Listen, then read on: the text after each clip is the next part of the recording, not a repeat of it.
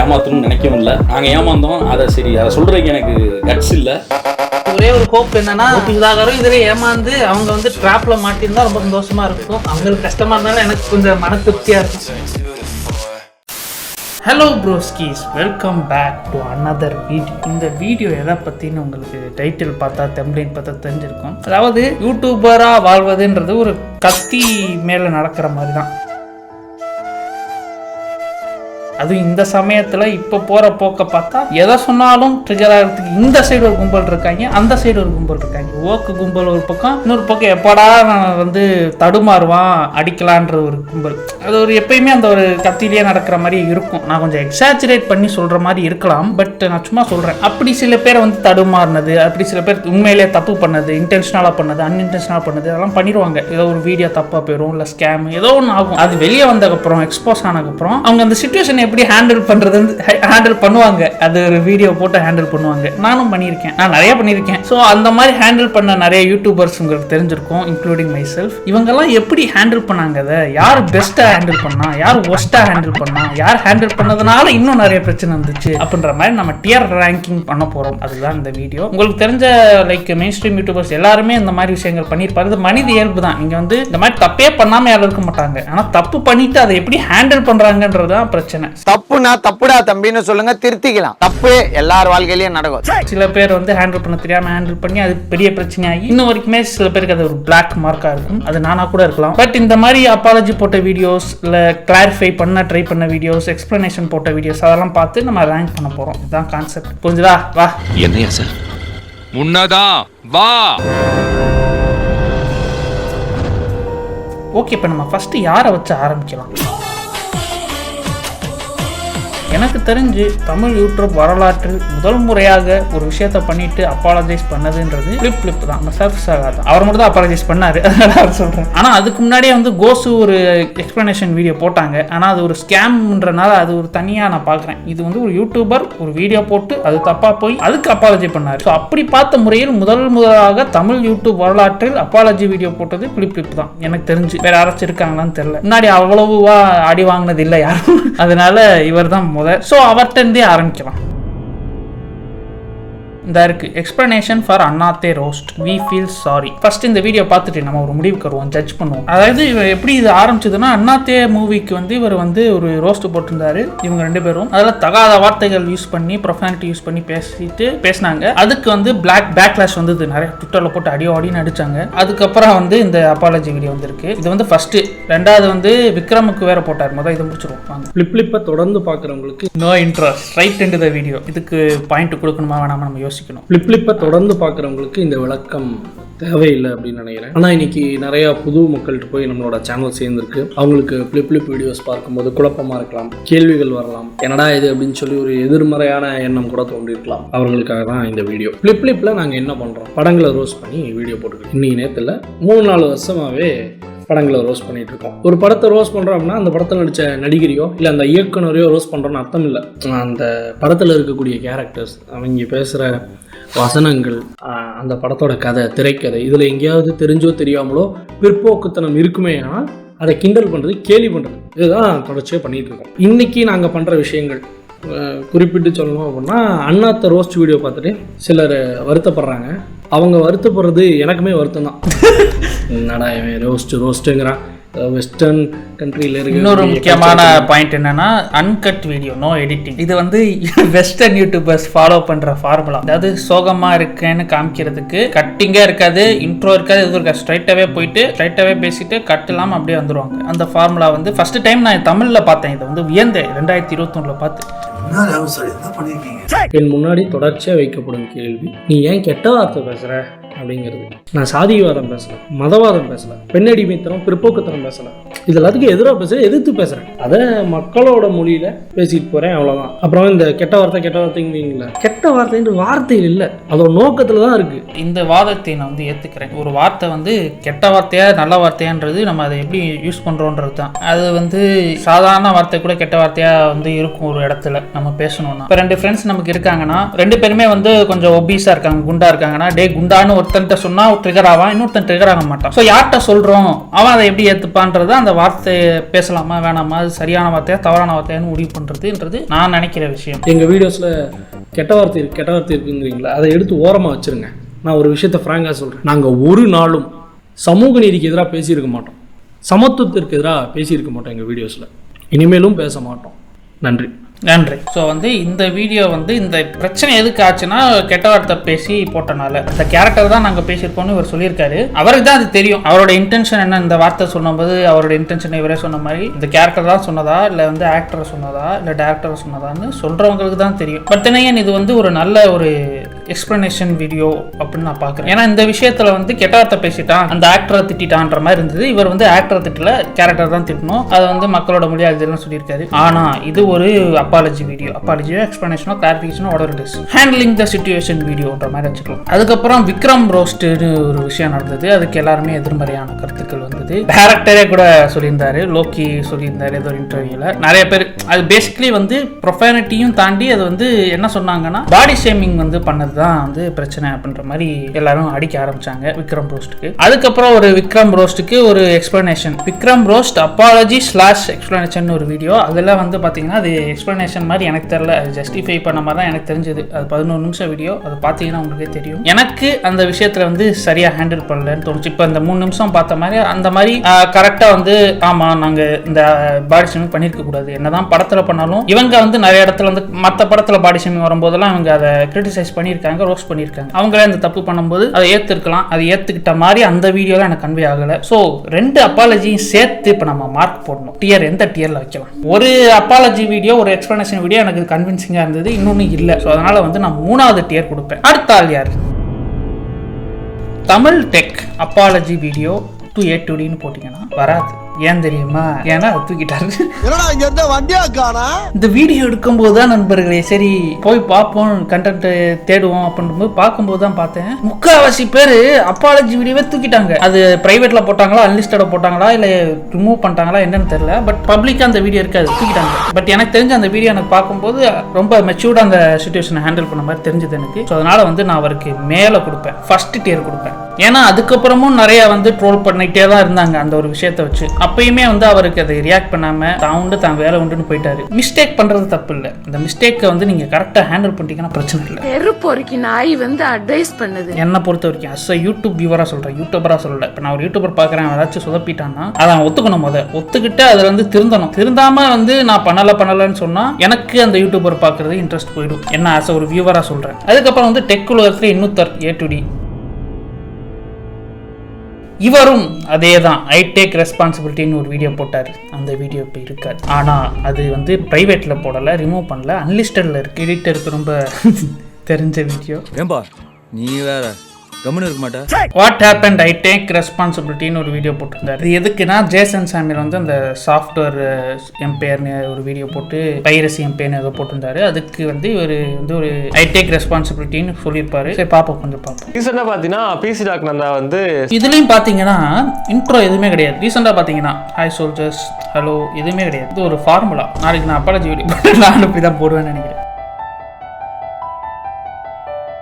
இந்த வீடியோ 20 நிமிஷம் ஃபுல்லாக பார்க்க விரும்பவில்லை. ஏன்னா நான் ஆல்ரெடி இதை பற்றி ஒப்பீனியன் சொல்லியிருக்கேன். இது ரெஸ்பான்சிபிலிட்டி எடுத்த மாதிரி எனக்கு தெரியலை. ஏன்னா எனக்கு ஒரே ஒரு விஷயம் உறுத்துன விஷயம் என்னன்னா, அந்த கம்பெனி இவரோடதுன்னு இவர் மென்ஷன் பண்ணியிருந்தா எனக்கு அவ்வளவு ட்ரஸ்ட் உடஞ்சிருக்காது. ஏன்னா எனக்கு அதுதான் மிகப்பெரிய அதிர்ச்சியாக இருந்தது. ஏன்னா இப்போ ஃபார் எக்ஸாம்பிள் ஏதாச்சும் ஒரு விஷயத்தை நான் ப்ரொமோட் பண்ணுறேன். ப்ரொமோட் பண்ணும்போது நான் ஒரு 3rd பர்சனாக அதை ப்ரொமோட் பண்ணுவேன். அந்த கம்பெனி பிரச்சனை ஆச்சுன்னா அந்த கம்பெனி எல்லாரும் கேள்வி கேட்பாங்க. ஆனால் அந்த கம்பெனியை நானாக இருந்தால் என்னதான் எல்லாரும் கேள்வி கேட்பாங்க. அந்த விஷயத்தில் இவர் அதை மறைச்சு ப்ரொமோட் பண்ணது எனக்கு ரொம்ப சஸ்ஸாப்பட்டுச்சு. அதை சொல்லிட்டு இவர் ப்ரொமோட் பண்ணியிருந்தால் கூட அதுக்கப்புறம் அது பைரசி தப்பான்னு இருந்தால் கூட எனக்கு அது பெருசாக தெரிஞ்சிருக்காது. அந்த ஒரு விஷயத்தை இவர் அட்ரஸும் பண்ணல இந்த வீடியோவில். அதுக்கப்புறம் அது இதே விஷயம் நடக்கும்போது சித் ஃப்ரீக்வன்சின்னு அந்த பக்கம் அந்த டெய்லர் இருக்கா மேட்டர் போயிட்டு இருந்தது. அவங்க வீடியோ போட்டிருந்தாங்க. ஆனால் அதுக்கு இவர் எதுவுமே பதில் சொல்லலை, பேச விரும்பலைன்ற மாதிரி சொல்லிட்டு போயிட்டாருன்னு நினைக்கிறேன் அந்த வீடியோவில். சாரி, நோட்டிஃபிகேஷன் கேட்குறாரு. கமெண்ட்ஸை பார்த்தீங்கன்னாலே உங்களுக்கு தெரியும், பிளாக் டார்க் ரூம் மேனிப்புலேஷன் மாதிரி இருக்குது, கன்ஃபியூஸ் தம் அந்த மாதிரி.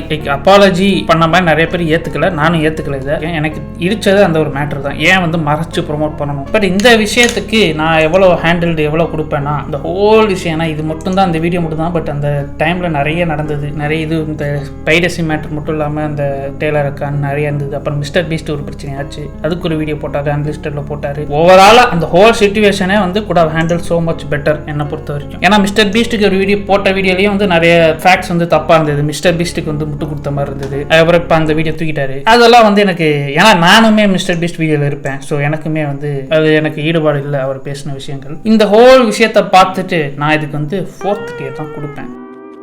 ஏன்னா ஒரு பிரச்சனைனா பரவாயில்ல, 4-5 பிரச்சனையும் சரியாக ஹேண்டில் பண்ணலை என்னை பொறுத்த வரைக்கும். ஆனால் அதுக்கப்புறம் வந்து இப்போ அந்த மாதிரி விஷயங்கள்ல இவர் இன்வால்வ் ஆகலை, அது வரைக்கும் சந்தோஷம். இதுக்கு வந்து நான் 4th tier நான் கொடுப்பேன். ஓகே, இப்போ 3 பேர் முடிஞ்சு. அடுத்து வந்து டெக் உலகத்தில் இன்னொருத்தர், நம்ம டெக் சூப்பர் ஸ்டார். இவருக்கெல்லாம் ஸ்ட்ரைட்டாகவே 4th tier என்ன ஹேண்டில் பண்ணுறதுக்கு என்ன இருக்கு. இவர் என்னதான் மன்னிப்பு கேட்டிருந்தாலும் வந்து சரியானவன் மாறணும்னு சொன்னா அது ஏத்துக்கவே முடியாது. ஏன்னா இவர் ஆரம்பிச்சதே வந்து நான் சரியானவனா மாறுறதுக்கு தான் நான் ஆரம்பிச்சிருக்கேன்னு ஆரம்பிச்சுட்டேன். ஆடியன்ஸ் மேனிப்புலேட் ஆனா பரவாயில்ல, கிரியேட்டர்ஸையே மேனிப்புலேட் பண்ணி எல்லாரையும் கமெண்ட் போட வச்சு, சப்போர்ட் பண்ண வச்சு, ஸ்டோரி போட வச்சு, ஷவுட் அவுட் கொடுக்க வச்சு எல்லாம் பண்ணிட்டு கடைசியில் வந்து கிரியேட்டர்ஸையே ஏமாத்தினாரு நம்ம டெக் சூப்பர் ஸ்டார். அந்த 6th frequency வீடியோவில் அவர் பண்ண எல்லா விஷயங்களும் வெளிப்படையாக வந்தது. எல்லாம் பண்ணிட்டு எதுவுமே இப்போ பண்ண முடியாதுன்னும் போது அப்பாலஜி போட்டாரு, அதுவும் ட்ரோல் பண்ணாங்க, அடிச்சாங்க. இப்போ அந்த அப்பாலஜி வீடியோ காணா, அவர் பாட்டு வீடியோ போட்டுருக்காரு ஜாலியா. எதுக்கு மேலே என்ன சொல்றது, அவ்வளோதான். இதுக்கப்புறம் யாருன்னு பார்த்தீங்கன்னா 2 pillars ஆஃப் தமிழ் யூடியூப்னு சொல்லலாம். ஸ்டார்டிங்லேருந்து இருக்கவங்க இர்ஃபான் அண்ட் மதன் கௌரி. ஃபர்ஸ்ட் மதன் கௌரி போகலாம். எம்ஜினா வந்து நிறைய தப்பு பண்ணியிருக்காரு, நிறைய திருத்திக்கிறாரு. அது அப்பாலஜி வீடியோ போட்டு ஒரே ஒரு வாட்டி பண்ணியிருக்காரு. மீதி நேரம் கிரிட்டிசிசம் சொல்லும் போது என்னோட கிரிட்டிசிசம் சரி, A2D சரி, மற்றவங்க கிரிட்டிசிசம் சரி, அதை எடுத்துக்கிட்டு கமெண்ட்ஸ் போட்டிருக்காரு. பட் ஒரே ஒரு விஷயத்துல வீடியோவே ரிமூவ் பண்ணி அப்பாலஜியும் பண்ணாரு. அது என்ன விஷயம்னு உங்களுக்கு தெரியாது. நான் அதை தேடும் போது உண்மையிலே இது நடந்ததா இல்லை நான் கற்பனை பண்றேனான்ற மாதிரி இருந்துச்சு. ஏன்னா 2 வீடியோ ரிமூவ் பண்ணிட்டாரு. ஒரு வீடியோ தப்பா போன வீடியோவும் ரிமூவ் பண்ணிட்டாரு, அப்பாலஜி போட்ட வீடியோ ரிமூவ் பண்ணிட்டாரு. பேசிக்கலி என்ன நடந்ததுன்னா, பிபிசியில் ஒரு டாக்குமெண்ட்ரி ரிலீஸ் பண்ணியிருக்காங்க மோடியை கிரிட்டிசைஸ் பண்ணி. அதுக்கு நம்ம எம்ஜினா என்ன பண்ணாருன்னா, இது எங்க நாட்டு பிரச்சனை, நீ ஏன்டா பேச, நீ பேசாத அப்படின்ற மாதிரி பேசிட்டாரு வீடியோ போட்டு. அதுக்கப்புறம் நீ இங்க தமிழ்நாட்டில் உட்காந்துக்கிட்டு வேர்ல்டு வார் அதெல்லாம் பேசுவ, அவன் இங்க நடக்கிறத பேசக்கூடாதா? இப்போ நியூஸ் சேனல்லாம் எல்லாத்த பத்தி தான் பேசுவாங்க, நம்ம எப்படி அவன் நம்ம நாட்டை பத்தி பேசக்கூடாதுன்னு சொல்ல முடியும் அப்படின்ற மாதிரி அடி நடிச்சு அதுக்கப்புறம் அந்த வீடியோ ரிமூவ் பண்ணிட்டாரு, அப்பாலஜியும் பண்ணாரு. அந்த வீடியோவும் ரிமூவ் ஆயிடுச்சு. பட் இது நடந்தது எனக்கு தெரியும், சாட்சி இந்த இதுதான் ஆர்டிகிள் தான். பட் எனக்கு அந்த விஷயம் வந்து சரியா ஹேண்டில் பண்ண மாதிரி தான் தெரிஞ்சது. நிறைய விஷயங்கள் வந்து எம்ஜினா வந்து கிரிட்டிசிசமா வந்து சரியா ஹேண்டில் பண்ணியிருக்காரு எனக்கு தெரிஞ்சு. அந்த விஷயத்தெல்லாம் பார்த்து நான் இவருக்கு என்ன கொடுப்பேன்னா 2nd tier கொடுப்பேன். ஏன் 2nd tier கொடுப்பேன்னா, இன்னுமே இல்லை, எல்லா ட்வீட்டு வீடியோலாம் போட்டிருக்காரு, கரெக்டாக ஹேண்டில் பண்ணியிருக்காரு. ஆனால் வீடியோ தூக்கிட்டாரு. எதுக்கு எத்தனை வீடியோ போடுறீங்க, அது ஒன்று இருந்துட்டு போட்டுமே, இதில் என்ன தப்பு இருக்கு? இந்த மொத்த பில்டிங்கில் அது மட்டும் தான் உங்களுக்கு பிரச்சனை இருக்குல்ல. அதுக்கப்புறம் வந்து இர்ஃபான் வந்து இப்போ இந்த பெரிய மேட்ரு ஒன்று நடந்தது, நிறைய விஷயங்கள் நடந்தது, பிரச்சனைகள், அந்த ஜெண்டர் ரிவீல் அதெல்லாம் நடந்தது. அதுக்கெல்லாம் அப்பாலஜி பண்ணலை. அந்த காரில் வந்து டொனேட் பண்ணிட்டு இருக்கும்போது அந்த ஒரு விஷயம் கான்ட்ரவர்சி ஆச்சு. அதுக்கு வந்து ஒரு எக்ஸ்பிளனேஷன் வீடியோ போட்டார். ஆனால் அது 2 மாதம் அப்புறம் போட்டாருன்னு நினைக்கிறேன். 2 மாசமா டைம் பீரியட் தெரியல, ஆனால் ரொம்ப நாளுக்கு அப்புறம் பிரச்சனை எல்லாம் ஓஞ்சு முடிஞ்சதுக்கப்புறம் போட்டார். அந்த வீடியோ பார்த்துருவோம். So guys, hope you are doing well. இந்த வீடியோ நீங்கள் பார்க்குறீங்கன்னா கண்டிப்பாக வந்து ரம்ஜான் அன்னைக்கு போட்ட வீடியோ நீங்கள் பார்த்துருப்பீங்க, அதனால தான் இந்த வீடியோ பார்க்க வந்திருப்பீங்க. இந்த வீடியோ வந்து என்னால் வந்து அந்த பீரியடில் வந்து என்னால் பண்ண முடியல. அந்த ரம்ஜான்லேருந்து இப்போ வரைக்கும் டைம் இல்லாமலாம் கிடையாது. நான் ஏன் பண்ண முடியல அப்படின்னா, எமோஷனலாக நான் வந்து ரொம்ப ஒரு பேடாக இருந்தேன். ஃபர்ஸ்ட் ஆஃப் ஆல் இதில் நான் வந்து நடந்தது வந்து தப்பு, நான் வந்து இது மாதிரி பண்ணியிருக்க கூடாது அப்படின்றத நான் வந்து கண்டிப்பாக உணர்றேன். ஏன்னா அந்த சுச்சுவேஷனில் அந்த மாதிரி நடந்ததுனால நான் ரியாக்ட் பண்ணிட்டேன். That's wrong. ஸோ பேசிக்கலி இந்த வீடியோவில் வந்து அதை அப்பாலஜைஸ் பண்ணியிருப்பாரு, நான் வந்து அந்த ஒரு இன்டென்ஷனில் பண்ணலன்னு. பட் எனக்கு என்ன தோணுச்சுன்னா, this could have been handled better. ஏன்னா 1 மந்த்துக்கு அப்புறம் 1.5 மந்த்ஸ்க்கு அப்புறம் வந்து அந்த வீடியோ ட்ரிம் பண்ணிட்டேன்றதும் சொல்லியிருப்பாரு. அதுக்கு அப்பயே ட்ரிம் பண்ணி அப்பயே அந்த விஷயத்த முடியிருக்கலாம். இப்போ ஏன்னா இந்த வீடியோ பார்த்துட்டு மட்டும் எல்லாரும் வந்து பாராட்ட போகிறது கிடையாது, எல்லாரும் வந்து தான் போட்டுருவாங்க, நெகட்டிவாக தான் வந்துருக்கும். இந்த விஷயம் நமக்கு அடி வாங்குறோம்னா அதை முதல் நம்ம ஏற்றுக்கணும், அடி வாங்கி தான் ஆகணும்ன்ற மாதிரி. எனக்கு என்ன, ஒரு கிரியேட்டருக்கு வந்து ரெண்டு சான்சஸ் இருக்கு. ஃபர்ஸ்ட் ரியாக்ட் பண்ணும்போது பேசும்போதே வந்து கொஞ்சம் பார்த்து பேசணும். இப்போ கேமராவில் பேசுகிறோம்னா நம்ம பேசுறது கரெக்டாக தானா பேசுகிறோமான்ற மாதிரி பார்த்து பேசணும். அதையும் மிஸ் ஆயிடுச்சுன்னா எடிட்டிங்கில் வந்து அதை நம்ம சரி பண்ணலாம், எடிட்டிங்கில் தூக்கிடலாம். 2 பேரியரை தாண்டி 3ஆவதா ஒரு விஷயம் தப்பாக போச்சுன்னா தான் இந்த மாதிரி ஆகும். அப்போ வந்து எனக்கு தெரிஞ்சு அது எவ்வளோ பெரிய பிரச்சனை ஆனாலும் சரி அது அப்பயே ஹேண்டில் பண்றது தான் எனக்கு தெரிஞ்சு பெஸ்ட் ஆப்ஷன். இது ஏன் எனக்கு தெரிஞ்சு பெரிய பிரச்சனை ஆச்சுன்னா, இதுக்கு முன்னாடி நிறைய விஷயங்கள் இவர் பண்ணியிருக்காரு அந்த ஜெண்டர் ரிவீல்லாம். அப்போ அதுக்கு எந்த ஒரு எக்ஸ்பிளனேஷன் கொடுக்காம போனனால இதுக்கும் அதுக்கும் சேர்த்து தான் இது அடி விழுந்தது தான் நான் பார்க்குறேன். அதான் அப்பப்போ நடக்கிற பிரச்சனையை அது நம்ம மேல தப்பு இருக்கோ சரி இருக்கோ நம்ம அதுக்கு பேசி அதை வந்து சரிப்படுத்திடுறது தான் நல்லது. ஒரு டிரான்ஸ்பரன்சி இருக்கிறது தான் நல்லது எனக்கு தெரிஞ்சு. எல்லாத்தையும் கூட்டி கழிச்சு பார்த்தா இன்க்ளூடிங் இந்த விஷயமும் சரி, இதுக்கு முன்னாடி ஜெண்டர் ரிவீல் அதுக்கெல்லாம் இது எந்த எக்ஸ்பிளனேஷன் வரல. அதுக்கப்புறமா அந்த தொப்புள் கொடியை கட் பண்ண மேட்ரு நிறைய விஷயங்கள் நடந்திருக்கு. ஸோ எல்லாத்தையும் கூட்டி கழிச்சு பார்த்து நான் கொடுக்குற டியர் 4th டியர். அடுத்து வந்து நம்ம கோபி சுதாகர். ஃபர்ஸ்ட் யூடியூப்ல பிரச்சனையானதுன்னா இந்த ஸ்கேம் மேட்ரு தான். அதை அவங்க பண்ணாங்களா இல்லையான்னு ஃபர்ஸ்ட் 2021 ஜேசன் சாமி ஒரு வீடியோ போட்டாரு. அப்பயே அது கிளாரிஃபிகேஷன் ஒரு வீடியோ போட்டிருந்தாங்க. அப்போ என்ன சொன்னாங்கன்னா, லீகலா போயிட்டு இருக்கு, லீகலா போகும்போது நம்ம பேச முடியாது, லீகலா அந்த பிரச்சனையெல்லாம் முடிஞ்சதுக்கப்புறம் நாங்கள் பேசுறோம், டீசர் வரும் உங்களுக்கு தெரியுன்ற மாதிரி அது ஒரு மீமே ஆச்சு. டீசர் வரும் உங்களுக்கு தெரியுன்ற மாதிரி. ஆனா அது அங்கேயே முடிச்சிருந்தா பரவாயில்ல. அதுக்கப்புறம் அவங்க போட்ட ஒரு பரிதாபங்கள் வீடியோல ஜேசன் சாமியில கலாய்க்கிற மாதிரி வந்து போட்டிருந்தாங்க. அதுக்கப்புறம் அவர் பார்ட் 2 போட்டாரு. ஓஹோ நக்கல் வேறையா பாயிலா சொல்லியா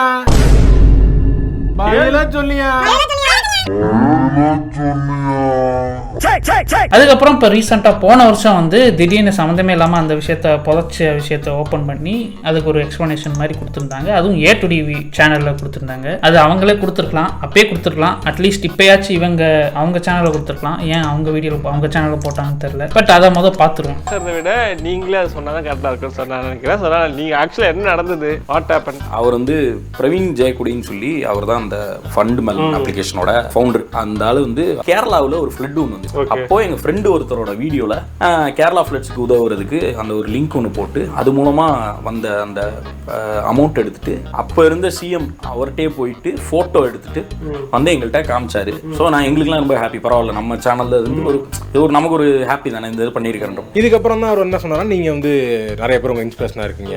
இப்போ நீங்கள் அடுத்து என்ன பண்ணணும், நான் அதுக்கு சினிமா தானே பண்ணணும் வந்திருக்கோம்னு சொல்லிட்டு இருக்கும்போது இவனுக்கு டைரக்ஷன், எனக்கு வந்து படம் நடிக்கணும் அப்படின்ற மாதிரி இருந்துச்சு. இந்த ஐடியா சொல்ல மாதிரி என்னன்னா, நீங்கள் வந்து ப்ரொடியூசர் தேடிட்டு இருக்கோம், ஆனால் போராட்டத்தில் வேற மாதிரி ஃபேஸ் பண்ணுறோம் ஒரு மாதிரி இருக்குன்னா. ஸோ பேசிக்கலி வந்து ஆல்ரெடி ஒரு தெரிஞ்ச நபர்கிட்ட இன்னொரு வாட்டி நம்ம ஃபண்டு பண்ணலாம், கிரியேட் பண்ணலாம் அப்படின்னு கிரியேட் பண்ணி அதுக்கப்புறம் அவர் ஏமாத்திட்டு போயிட்டாரு அப்படின்ற மாதிரி தான் சொல்லியிருப்பாங்க ஃபுல்லாக வீடியோவில். இதை வந்து அப்போ சொல்லியிருக்க முடியாது எனக்கு தெரிஞ்சு. லீகல் கேஸ் இதுலேயே சொல்லியிருப்பாங்க. அப்போ லீகலாக நடந்துட்டுருக்கு, இப்போயும் நடந்துட்டுருக்கு. பட் இப்போ வேறு வழி இல்லைன்ற மாதிரி அதனால சொல்கிறோன்ற மாதிரி. எனக்கு என்னென்னா, இவங்க வந்து அந்த டைமில் வந்து இந்த கிளாரிஃபிகேஷன் வீடியோன்னு ஒன்று போட்டாங்க. அதோடய நிப்பாட்டிட்டு இந்த விஷயத்த அதுக்கப்புறம் லைக் எப்போ அட்ரஸ் பண்ணணும்னு நினைக்கிறாங்களோ இப்போ இவங்க போட்டிருக்காங்க. இதை இவங்க சேனல்லே போட்டிருக்கலாம் அப்படின்றதான் நான் நினைக்கிறேன். நான் இந்த படத்துக்கு இன்வெஸ்ட் பண்ணியிருக்கேன், எடிட்டரும் இன்வெஸ்ட் பண்ணியிருக்காரு. எடிட்டர்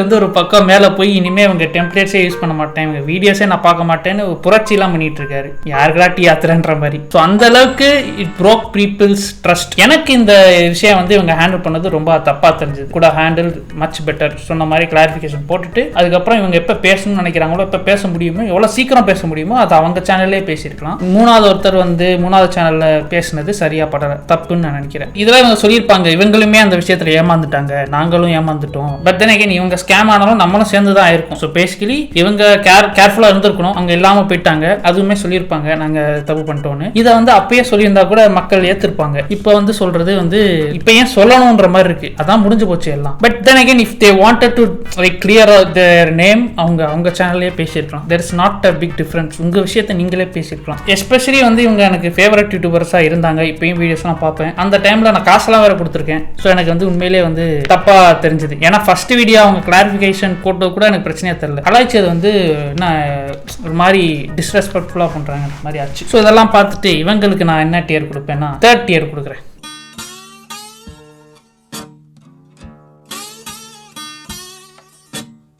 இது என்னோட பர்சனல் ஒப்பீனியன். நான் 4th டியர் தான் கொடுக்கணும், 3rd டியர் கொடுக்குறேன். மேபி நானும் மேனிபுலேட் ஆகிட்டேன் போல. ஸோ வந்து இது வரைக்கும் நம்ம 7 பேருக்கு வந்து டியர் போட்டிருக்கோம். அடுத்த ஒரு நபர் வந்து இவரை நான் இங்கே எதில் இன்க்ளூட் பண்ணுவேன்னு நீங்கள் யோசிச்சிருக்கவே மாட்டீங்க. அப்பேற்பட்ட நபர் ஒருத்தர் ஒரு வீடியோனால கரியரே இழந்து நிற்கிறான். ஒருத்தர் யூடியூப் கரியர் இல்லை, கிரிக்கெட் கரியர்.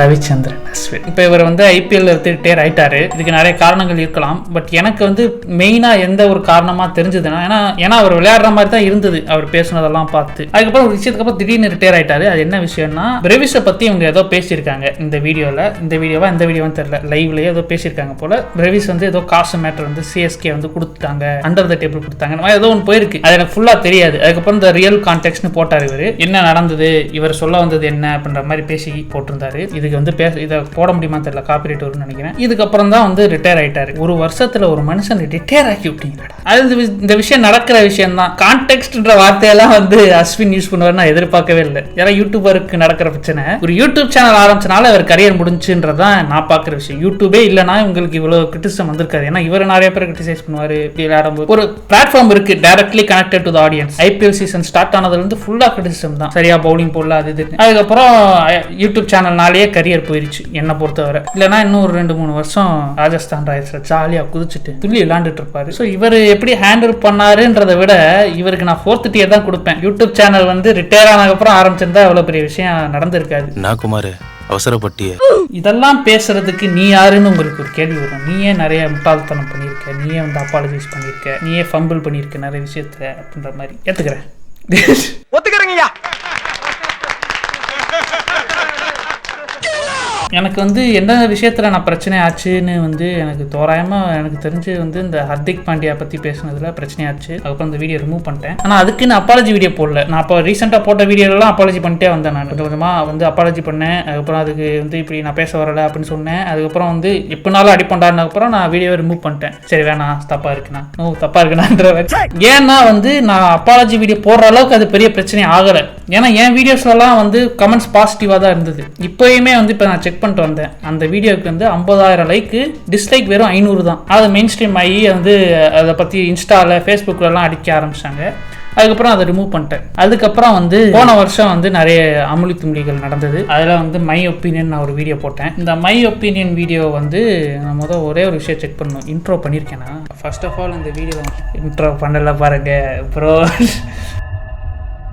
ஸோ அந்த வீடியோ பார்க்குற மனதையும் எனக்கு இல்லை. நீங்களே பார்த்துட்டு அந்த விஷயத்தை நான் எப்படி ஹேண்டில் பண்ணேன்றத நீங்களே எனக்கு டியர் கொடுங்க. ஏன்னா நான் வந்து கொடுத்தேன்னா தப்பாக இருக்கும். நான் எப்படி வந்து சொன்ன மாதிரி வீடியோ எடுக்கும்போது ஒரு சான்ஸ் இருக்கும் அதை சரிப்படுத்திக்கிறது. அதுக்கப்புறம் எடிட்டிங் ஒரு சான்ஸ் இருக்கும். 3வது சான்ஸ் வந்து நம்ம ஆடியன்ஸுக்கு கிரிட்டிசைஸ் பண்ணுறாங்கன்னும் போது அதை நம்ம சரி பண்ணிட்டோம்னா 3வது சான்ஸில் முடிஞ்சிடும். அங்கே இக்னோர் பண்ணால் தான் அடி பெருசாக இருக்கும். எனக்கு ஒரு விஷயம் வந்து தப்பாக தோணுது, அது ஆடியன்ஸும் பாயிண்ட் அவுட் பண்ணுறாங்கன்னா அதை மாற்றிப்பேன். இல்லை நான் ஒரு விஷயம் வந்து எனக்கு தப்புன்னு தோணலை, நான் அந்த இன்டென்ஷனில் பண்ணவே இல்லைன்னா நான் வந்து அதை ஏற்றுக்க மாட்டேன். ஏன்னா நான் என்ன சொல்ல வரேன்றது ஒன்று இருக்குல்ல. ஆனால் வந்து இவங்கள மாதிரி நான் பெரிய விஷயத்தில் சிக்கி அடி வாங்கலை. அது நடக்கும்போது பார்க்கலாம் நான் எப்படி ஹேண்டில் பண்ணுறேன்னு.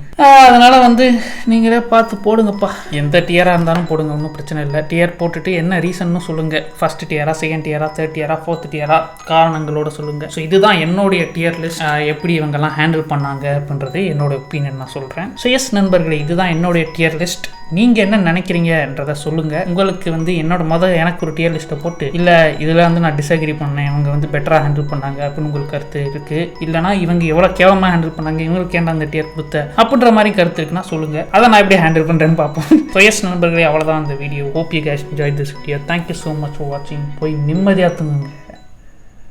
Good night.